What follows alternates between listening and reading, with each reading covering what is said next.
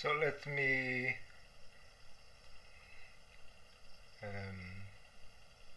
recapitulate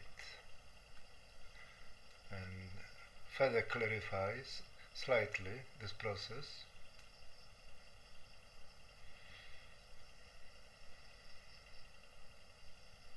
Me, which is unconscious still of itself, becomes conscious in the mind.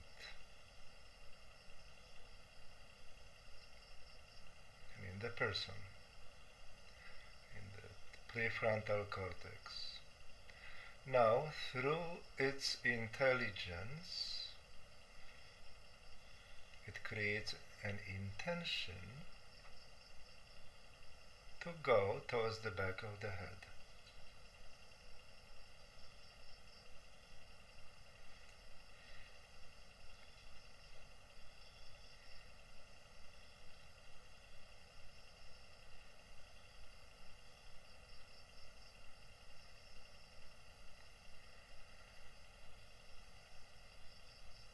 It creates this intention because it is being guided, in your case, by my me, by the me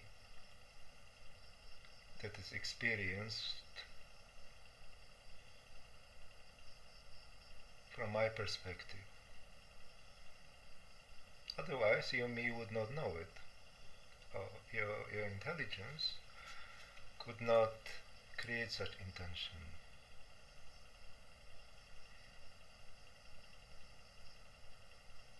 It's quite simple. Just go towards the back of the head. There's no need for the concept of pure attention and so forth, which are quite a little bit artificial, because the one which is going towards the back of the head is me. And it also puts even further things in perspective. I have done millions of private meetings, thousands and thousands rather, guiding students to go towards pure consciousness. Many of them were struggling because they don't know how to feel the back of the head, how to go there, because there's no consciousness there. So often they try to feel sensations at the back of the head and using different artificial means to somehow feel that area.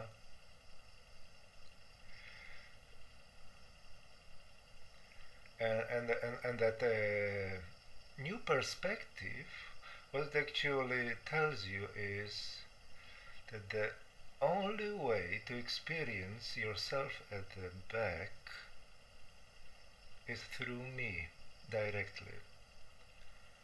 Not by using some kind of special attention and so forth, or concentration. Just going, only me can go to the back of the head.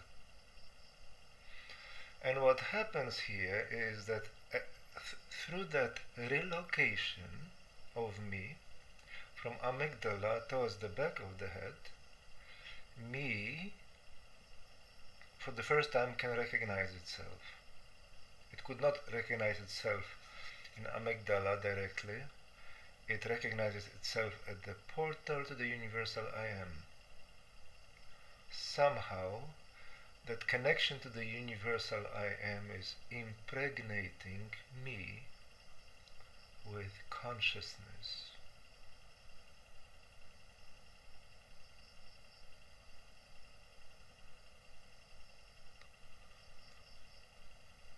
So pure me is me experienced in horizontal surrender towards the universal I am at the back of the head. Or as you know, one can even go behind the head very far. This me can actually travel very far, but we are not doing it anymore. because there are more important things to do.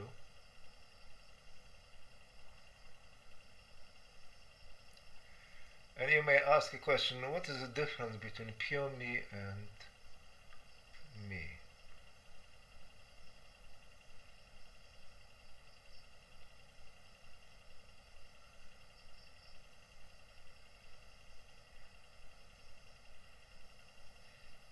Very difficult to explain. If you are able to experience me directly, not in the context of the universal I am, but directly in itself, that realization is just so much more profound, so much more direct. We could say that in pure me there is an element, pure me is basically me projecting itself into the universal I am, and in the process creating a certain level of objectivization. It's not, we call it pure me, but it's actually not that pure, because the pure subjectivity is imperfect. It's not me in its highest purity. Me does not need universal I am or absolute to experience itself. It needs them in order to realize itself deeper, but to experience itself it needs no one, because me is God. It stands alone.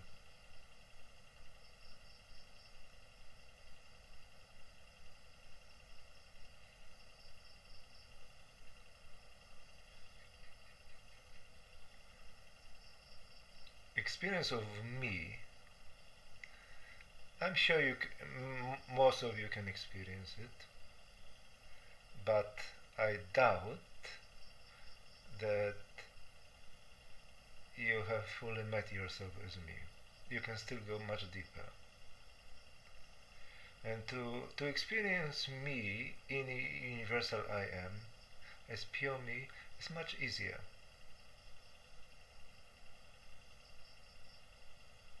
Because it's less direct. It's, what is the term? Mediated experience of me.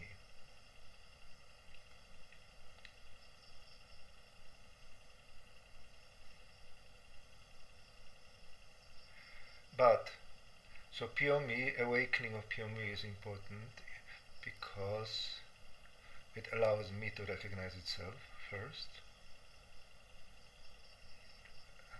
And second, it opens the headspace. It opens this temple of consciousness inside our head, and liberates us from the prison in the front. And when you are liberated from the prison in the front, then you can experience the front, your mind and the person, in a natural way as they should be experienced, in a pleasant way, as transparent emanations of me.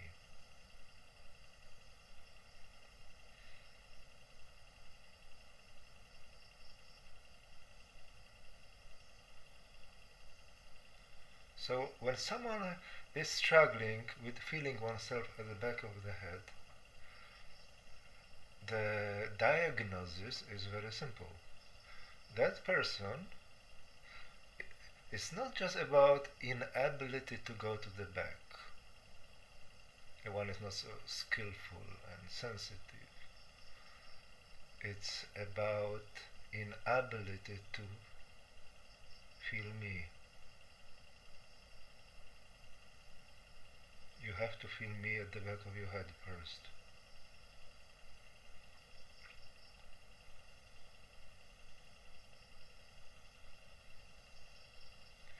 Because me is also the seer, the seeing is happening from amygdala. when you are being relocated towards the back of your head, like now, please follow these instructions. So the seer is relocated. If you fully embody pure me at the back, you're actually seeing the world from this place. If you go behind the head, you will see the world from that place. But as I said, it's not necessary.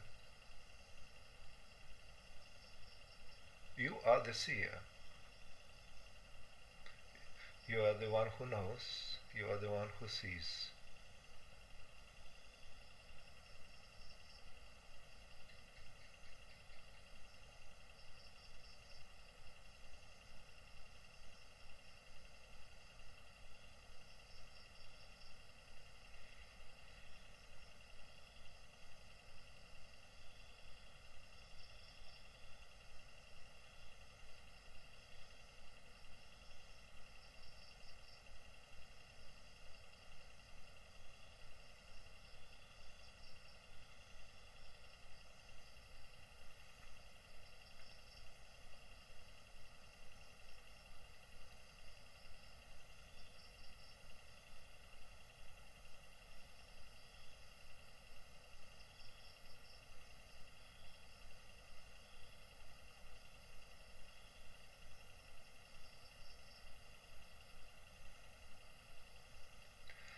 And now, again, from the new perspective, because things are being, the way I see it, much more clear from that new perspective.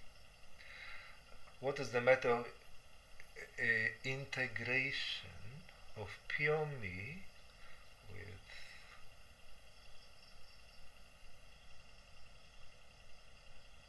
activities? Activities happen through the mind and through the person.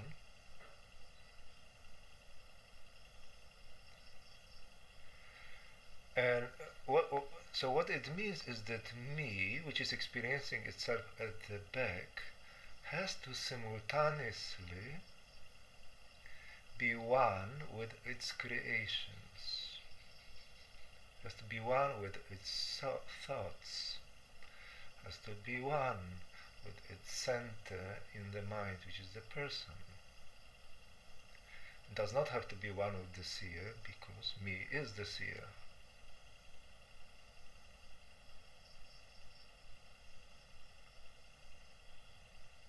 So here comes the necessity for certain strengthening of the faculty of consciousness, strengthening of me. That me is being able to exist on a multiple levels without conflict. It is feeling itself at the back.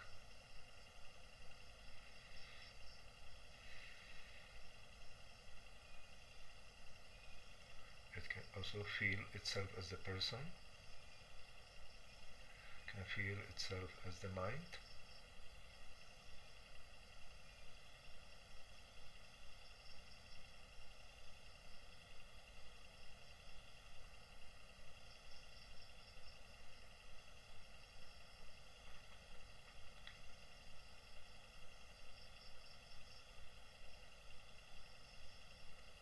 And as a consequence, it's able to experience certain unity with the world, because the world is also creation of me from this ultimate perspective. It all is me.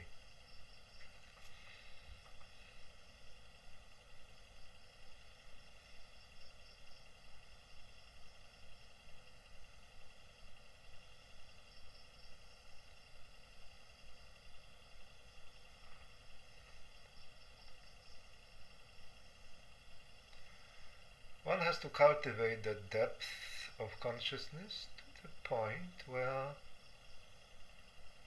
it is stabilized, it's constant. Me has to grow, me has to develop, me has to become constant.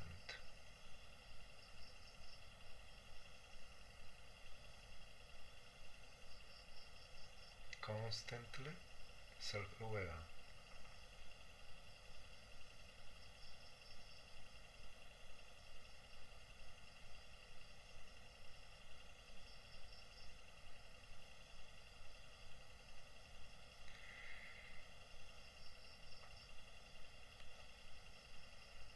The experience of me as pure me, additionally, not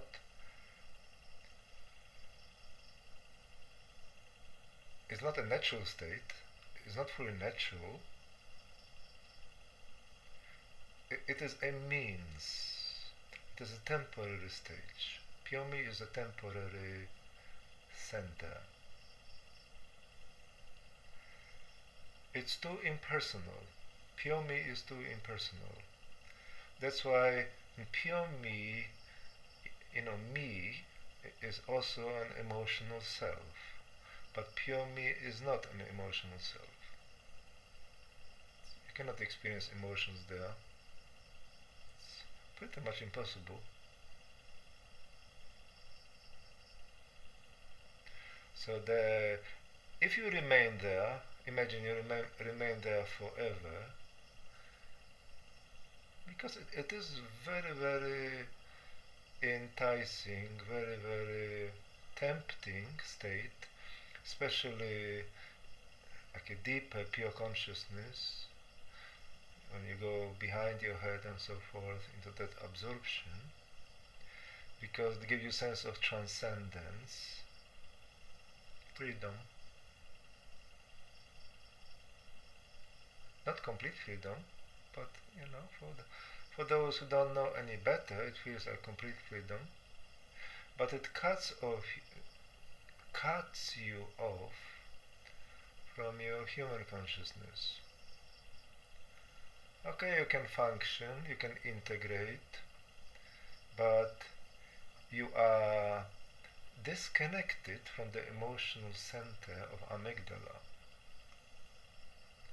So there is being in pure me, it creates certain schizophrenic state. I mean, being there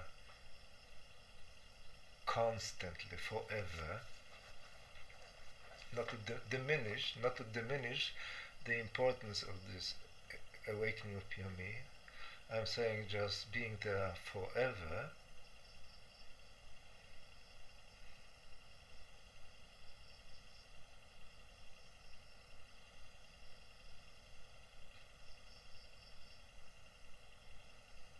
will disconnect you from your human nature, from your human consciousness.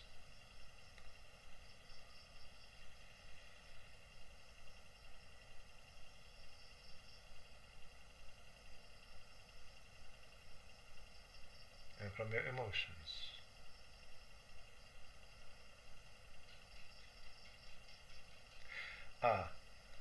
What I wanted to say, it is a schizophrenic state because your identity is at the back or behind the head, but at the same time amygdala still has to function as the very important center in our existence, processing emotions and informations related to our interpretation of the outer reality, because this is what amygdala is doing. And for that to be possible, it has to have a sense of me. So the sense of me here is primarily in pure me, identity is in pure me, but some of that sense of me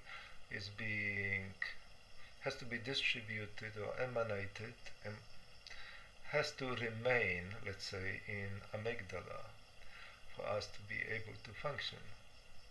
So we are kind of split here between centers, and no matter how we try to integrate, put all these centers, bring a harmony into them, still it's not a place to remain in forever, because it's unnatural.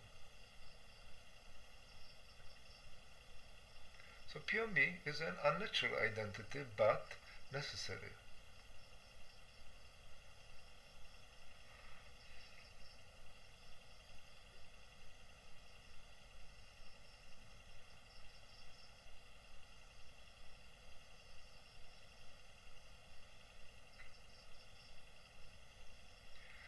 But before we end this meditation, I would like, together with you, contemplate that feeling of me, how much you can meet yourself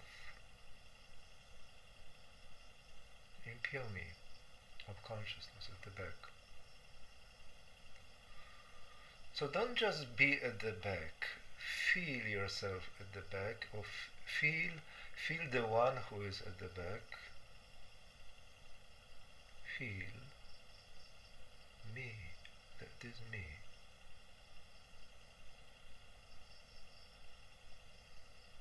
I spoke about this many times, that one has to meet oneself as pure me, and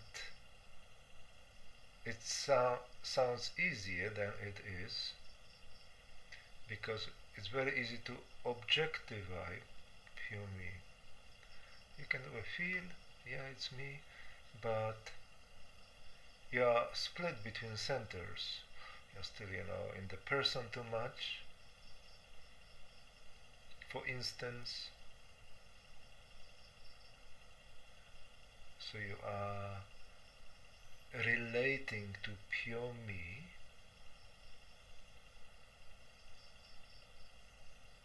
rather than being it. So you have to really enter inside, embody pure me, merge with this pure me, and feel that me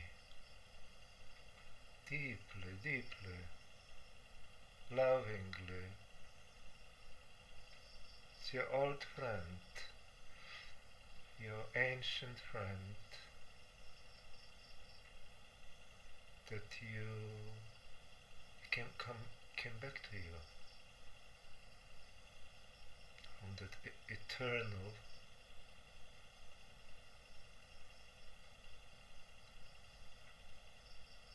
memory.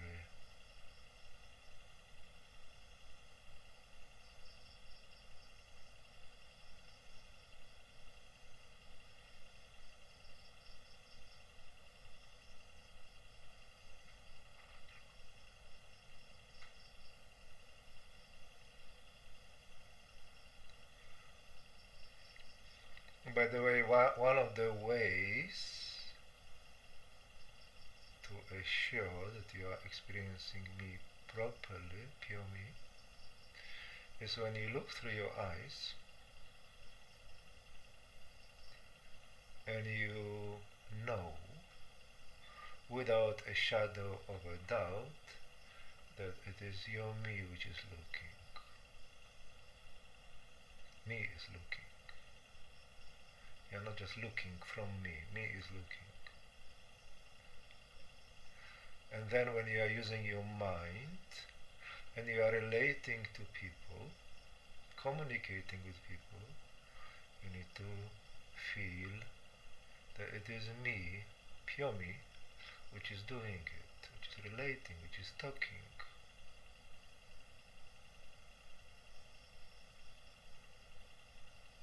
So that's how you establish that identity.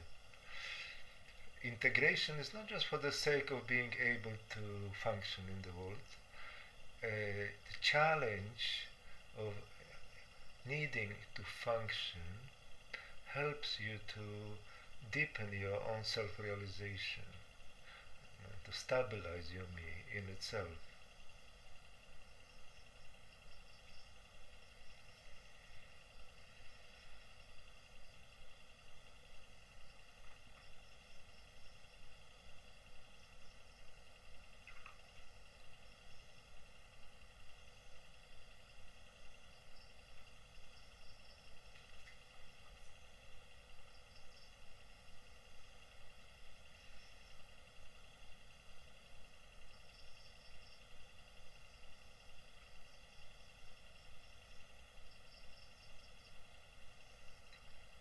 Isn't it all so lovely?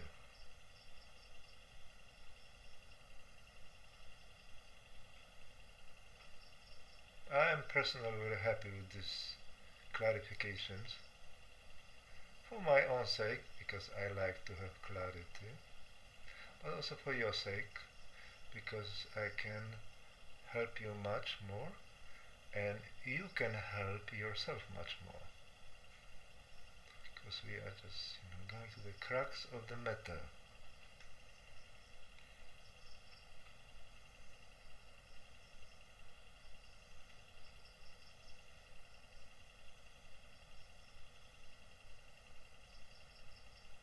To have pure me in this reality, in this world,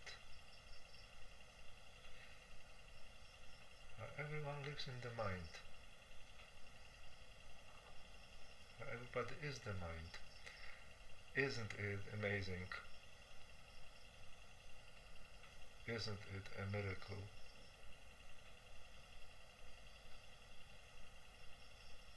It is a miracle.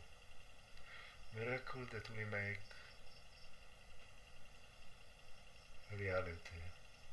Miracle that we are able to master.